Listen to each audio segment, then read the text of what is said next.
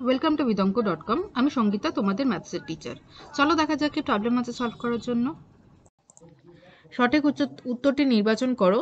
দুটি অমূলদ সংখ্যার গুণফল একটি অমূলদ সংখ্যা, একটি মূলদ সংখ্যা, একটি পূর্ণ সংখ্যা, একটি মূলদ কিংবা অমূলদ সংখ্যা। কোন অপশানটা ঠিক হয় চলো আমরা দেখি।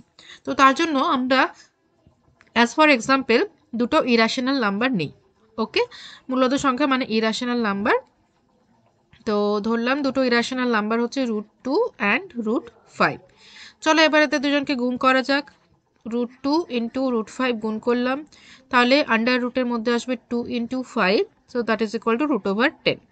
ওকে, তো √10 is also a irrational number. Okay, তো √10ও হচ্ছে একটা অমূলদ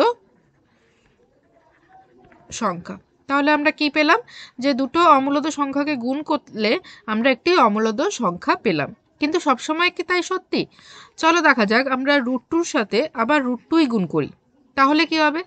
তাহলে হবে √2 into 2, that is equal two √4। এবং √4 আমরা সবাই জানি that is plus or minus 2। তো +2 আর -2 যাই হোক, তো সেটা হচ্ছে এটি পূর্ণ সংখ্যা বা মূলদ সংখ্যা।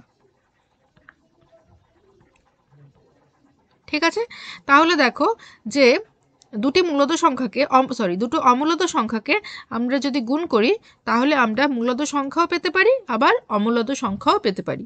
তাহলে অপশন ডি যেটা আছে, একটি মূলদ কিংবা অমূলদ সংখ্যা, তো এই অপশনটাই হবে সঠিক উত্তর। Okay, so this is the correct answer. Thank you for watching vidonko.com।